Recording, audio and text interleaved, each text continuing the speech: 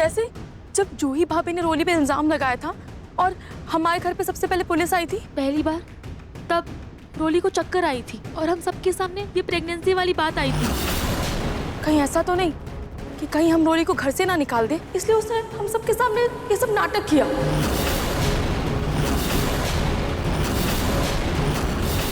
आपको सबके सामने बताना पड़ेगा। तुम नहीं दे सकती, आपको बताना पड़ेगा।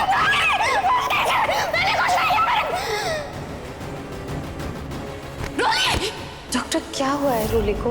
इसकी तबीयत ऐसे अचानक से खराब हो गई, चक्कर आ गया, सब ठीक तो है ना? जल्दी इस घर में एक नन्हा सा मेहमान आने वाला है। बताओ रोली, जेल जाने से बचने के लिए तुमने ये सब झूठा नाटक किया था ना? अरे मुझे तो लगता है ये सारी मिली भगत इन दोनों माँ बेटी की है। नहीं समधन जी, आप मेरा यकीन कीजिए, मुझे तो इस बारे में कोई जानकारी नहीं है। मैं तो खुद ये समझ नहीं पा रही हूँ कि ये सब झूठ है। मैं तो इस बात से खुश थी कि मेरी बेटी माँ बनने वाली है, उसका घर बस गया है, जिस घर में उसकी सारी ख्वाहिशें पूरी हो रही है, वो उस घर के सभी लोगों को धोखा दे रही है। मुझे नहीं मालूम था।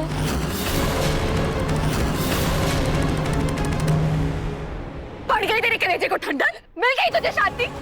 मेरी खुशियां देखी नहीं जाती ना तुझसे, चलती है ना तू मुझसे। आज मैं तुझे नहीं छोड़ूंगी। रोली,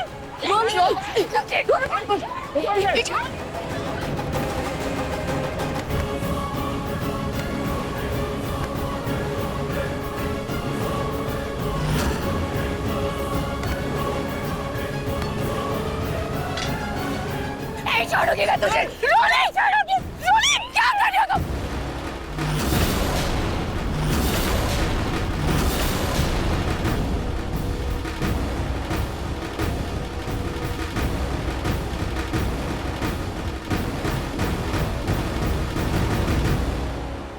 अरे रोको इसे। रोली जी छोड़िए।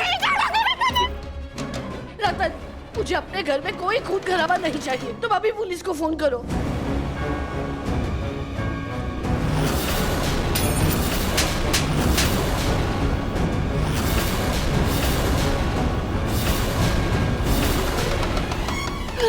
क्या कर रही है तू? क्या कर रही है? तेरी किन्हीं हरकतों की वजह से मैं इस घर में सिर उठाकर नहीं रह सकती, इनको अपना मुंह नहीं दिखा सकती। और तू है कि अभी भी अपनी हरकतों से बात नहीं आ रही है कि कितना बड़ा पाप करने जा रही थी तू। सब आपके आगे हाथ जोड़ती हूँ। मैं अपनी बेटी को लेकर के यहाँ से बहुत दूर चली जाऊंगी, लेकिन बस आप पुलिस को मत बुलाइए। उसकी जिंदगी बर्बाद हो जाएगी। आप पुलिस को मत बुलाइए। मैं आपके पैर पड़ती हूँ। तू रहो तो मुझसे। अरे बर्बाद तो हम कर रहे थे हमारा समय।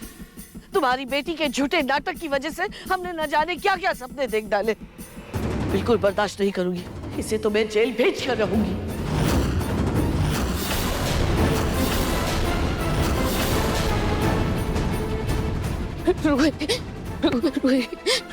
मैं तेरे आगे हाथ जोड़ती हूँ। तू रोली को जेल जाने से रोक ले। तू कहेगी तो मैं तेरे पैर भी पड़ लूंगी। ये सब मत कीजिए प्लीज। उसके आगे गिड़गिड़ाने से कुछ नहीं होने वाला। उसके कहने से मैं अपना फैसला नहीं बदलने वाली। मैं पुलिस को बुला कर रहूंगी। सपना जी, आप समझने की कोशिश कीजिए। मैं मानती हूँ कि रोली से बहुत बड़ी गलती हुई है, इसको इसकी गलती की सजा मिलनी चाहिए। लेकिन अगर आप उसको जेल भेज देंगी तो मेरा क्या होगा? हम दोनों का एक दूसरे के अलावा कोई नहीं है। मैं हाथ जोड़ती हूँ आपके आगे। बेटा, तुम दोनों बेटियां हो मेरी। रोली छोटी बहन है तेरी। अपनी छोटी बहन को माफ कर दे।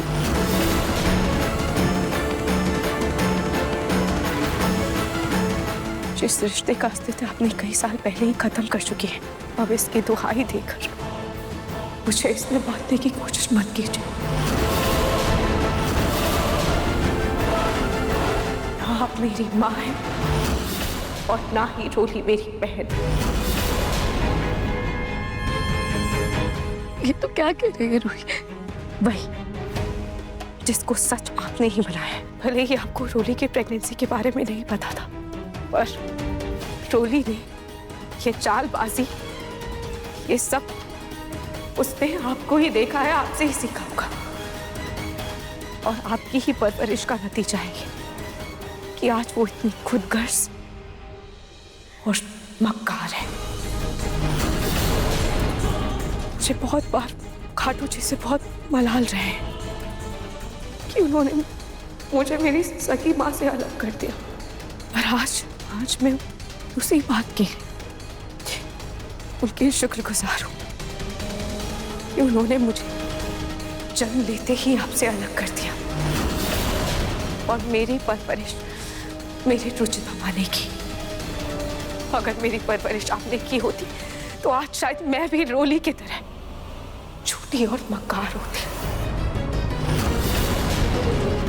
इसलिए मैं आपसे हाथ जोड़कर विनती करती हूँ, हमारे घर को, हमारे परिवार को और यहाँ से सब छोड़कर प्लीज अब चले जाइए।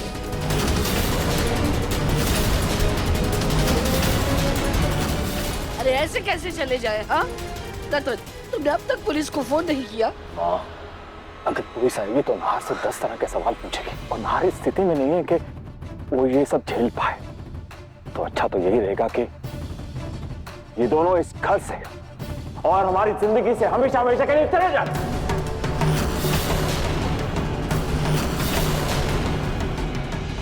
सुनिए ना, निकलो अभी के अभी यहाँ से, वरना अगर मेरा मन बदल गया ना तो तुम दोनों माँ बेटी जेल में चक्की पीसोगी।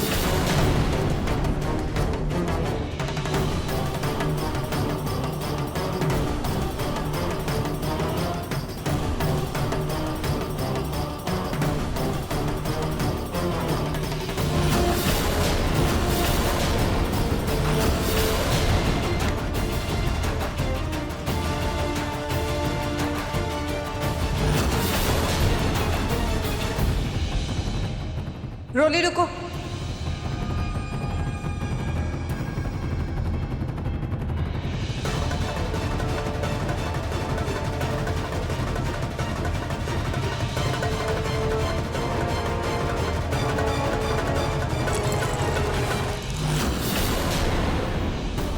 अब तुम जा सकती हो और हाँ, आइंदा कभी हमारे घर की चौखट पर कदम रखने की कोशिश भी मत करना।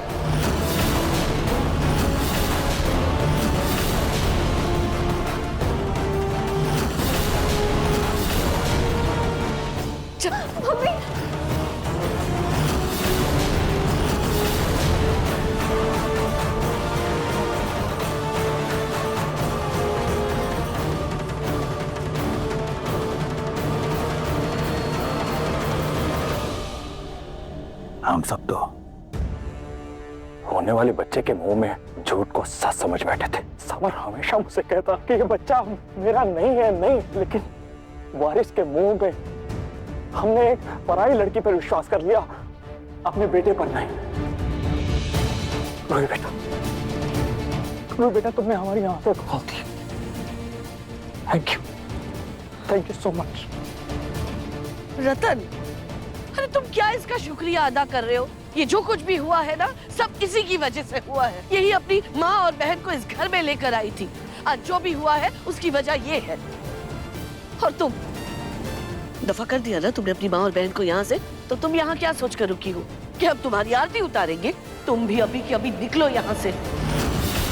अब इस घर में तुम्हारे लिए कोई जगह नहीं है। निकलो यहाँ से। माँ,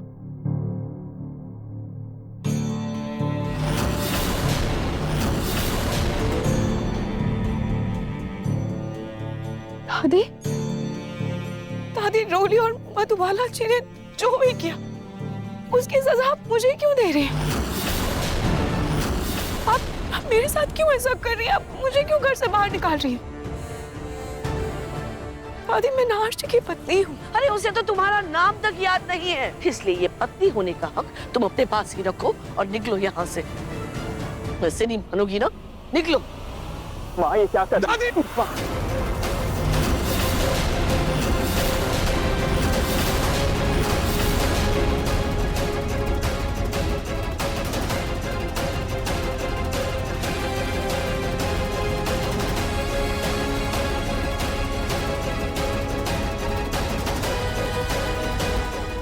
बेटा तू क्यों है? तेरी तबीयत ठीक नहीं है। मैं ठीक हूं पापा। मुझे जानना है इस घर में चल क्या रहा है। रोली कहाँ है? रोली कहाँ है? रोली! रोली! रोली कहाँ है? उसकी माँ भी नजर नहीं आ रही है। कहाँ है सब? और मेरा बच्चा कहाँ है? वो है कि नहीं? पापा, मुझे जानना है इस घर में चल क्या रहा है, क्या चल रहा है इस घर में? कोई मुझे बताएगा? रोली, ना बेटा शांत हो जाओ। हमें माफ कर दो, हमने तुमसे एक सच छुपाया है। कैसा सच?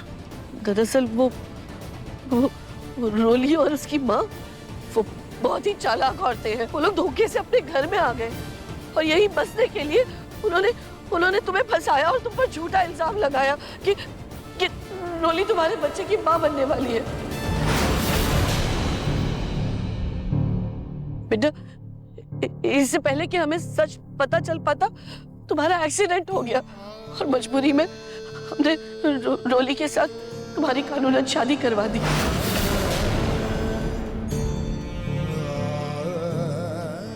बेटा, फिर तुम ठीक तो हो गए, लेकिन तुम्हें कुछ भी याद नहीं था, इसीलिए हम सबको रोली को झेलना पड़ा।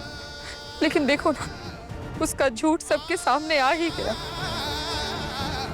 और बेटा, तुम्हारा कोई भी बच्चा नहीं है। देखा जाए तो रोली तुम्हारी पत्नी भी नहीं है।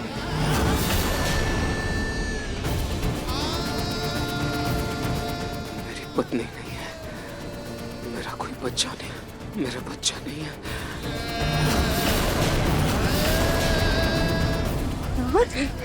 नार, क्या हुआ बेटा? तुम ठीक तो हो ना? नहीं हूं मैं ठीक।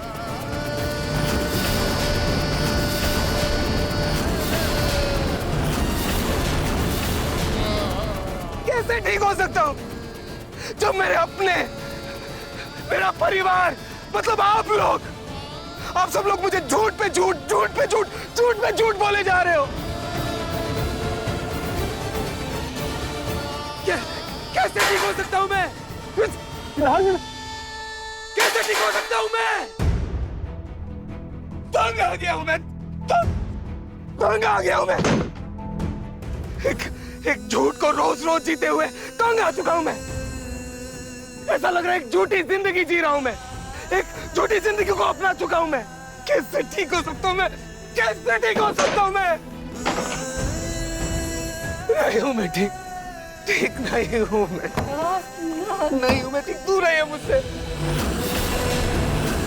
अभी माँ, पापा, ये सब क्या हो रहा है मेरे साथ?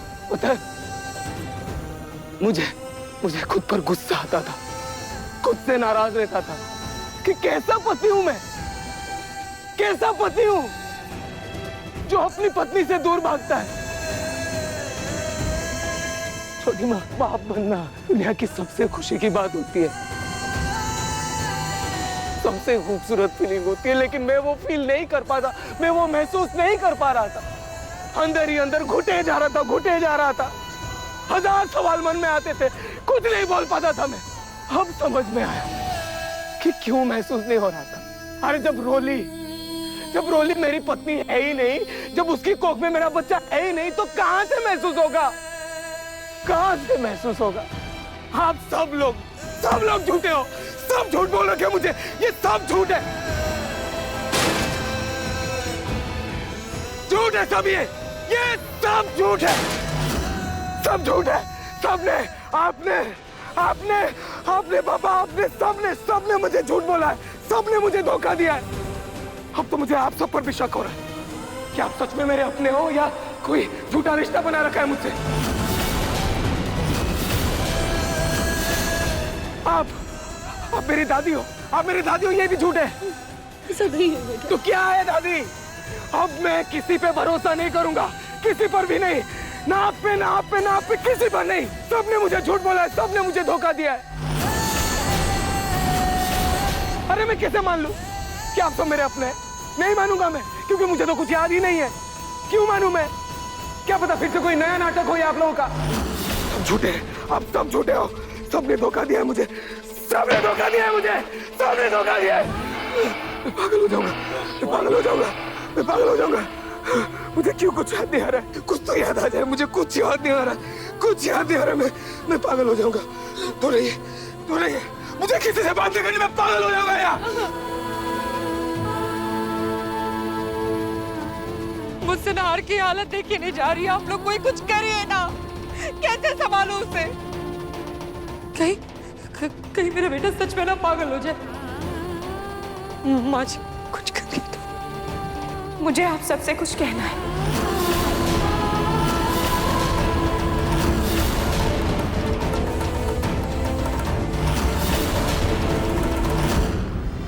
छोड़ो, मुझे दर्द हो रहा है। छोड़ो मम्मी, दर्द हो रहा है। असली दर्द तो अब होगा रोली, जब हम सड़कों पर धक्के खाएंगे ना, तब पता चलेगा तुझे दर्द क्या होता है। बेवकूफ लड़की, ये जो कम बुद्धि है ना तेरे अंदर, इसका जरूरत से ज्यादा इस्तेमाल करने का नतीजा है कि ऐश और आराम छोड़कर अब सड़कों पर धक्के खाएंगे हम। मम्मी आप शायद भूल रही हो, अगर मैं ये प्रेगनेंसी का झूठा नाटक नहीं करती ना, तो हम 6 महीने पहले ही सड़क पर आ चुके होते। एकदम क्यों चुप रहा हूं मैं? और हमारी जो ये हालत है ना, ये मेरी बेवकूफी की वजह से नहीं, बल्कि आपकी उस शहीदी रूही की वजह से हो रही है। लेकिन अब मैं उसे इतनी आसानी से नहीं छोड़ूंगी, उससे अपना बदला लेकर रहूंगी। उसने मेरा सब छीना है ना, अब मैं उसकी जिंदगी तहस-नहस करके रहूंगी। क्या तहस-नहस करेगी तू? क्या तहस-नहस करेगी? रूही, बहुत मुश्किल से बचे हैं हम, जीत जाते जाते बचे हैं। इसमें खराब अंजाम हो सकता था हमारा। कुछ नहीं करेगी तू, हाँ? और मुझे किसी अंजाम की परवाह नहीं है। रोली, कुछ नहीं करेगी तू, कहीं नहीं जाएगी बेटा, कुछ नहीं करेगी। छोड़ो मुझे मम्मी, छोड़ो।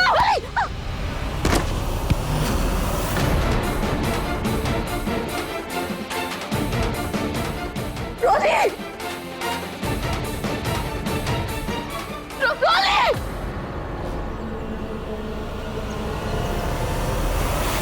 रूही, तुमने हम सबको यहाँ क्यों बुलाया है? ऐसी क्या बात करनी है?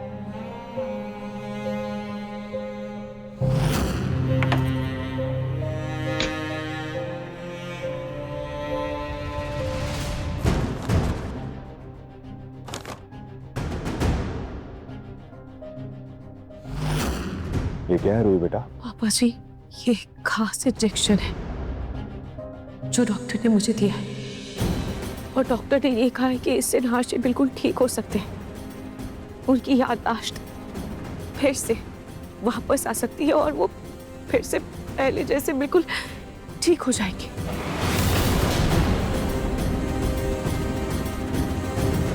रूही, अगर इस इंजेक्शन से नाहर बिल्कुल ठीक हो सकता है, उसकी याददाश्त पूरी तरह वापस आ सकती है, तो तुमने पहले क्यों नहीं बताया? क्यों छुपाई हमसे ये बात?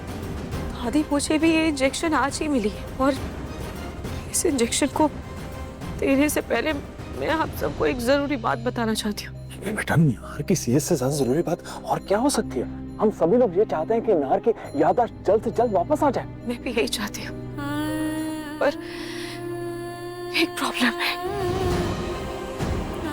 कैसी प्रॉब्लम रूही? मम्मी जी, पापा जी, वो डॉक्टर ने कहा है कि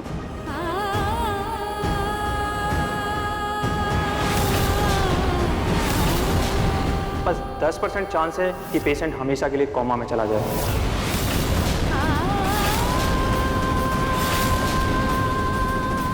नहीं, कोई इंजेक्शन नहीं लगाना। नहीं, माना कि नाहर सब कुछ भूल चुका है, लेकिन कम से कम वो हमारे साथ तो है।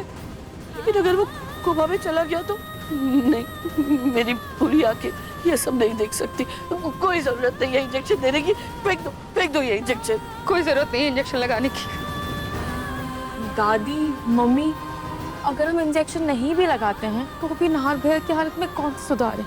आज आप सबने देखा ना, आज जैसे उनकी हालत थी, मुझे तो डर लग रहा है कहीं नाहर भैया खुद को कुछ कर ना ले। अम्मी, दादी, अपनी दीदी बिल्कुल सही कह रही है। दादी, पहले मैंने भी डॉक्टर को मना कर दिया था, पर नाहर जी की हालत देखने के बाद मुझे ऐसा लगता है कि हमें नाहर जी के लिए ये खतरा मोल लेना ही होगा। दादी, नाहर जी की ऐसी हालत होने की वजह से वो अंदर ही अंदर घुट रहे हैं, क्योंकि उन्हें कुछ याद नहीं है। दादी, कल तो उन्होंने मुझसे ये भी कहा था कि ऐसे जीने से अच्छा वो मर जाते।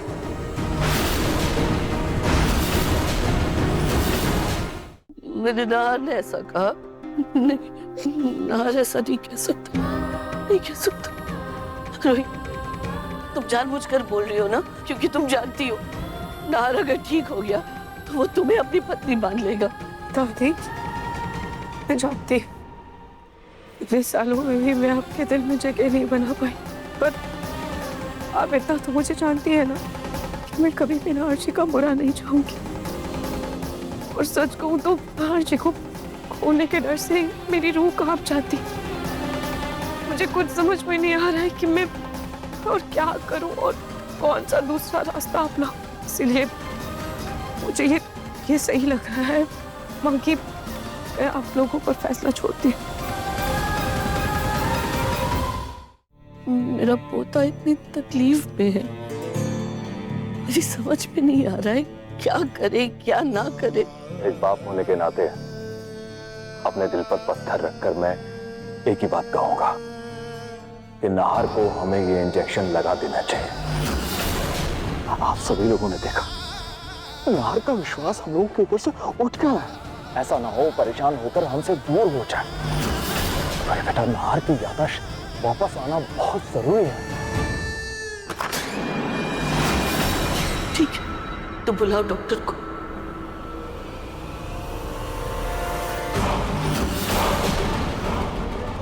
अच्छा, तो मेरी प्यारी बहना मुझे सड़क पर लाकर खुद नाहर को ठीक करके ऐशो आराम की जिंदगी जीना चाहती, लेकिन मैं ऐसा हरगिज नहीं होने दूंगी।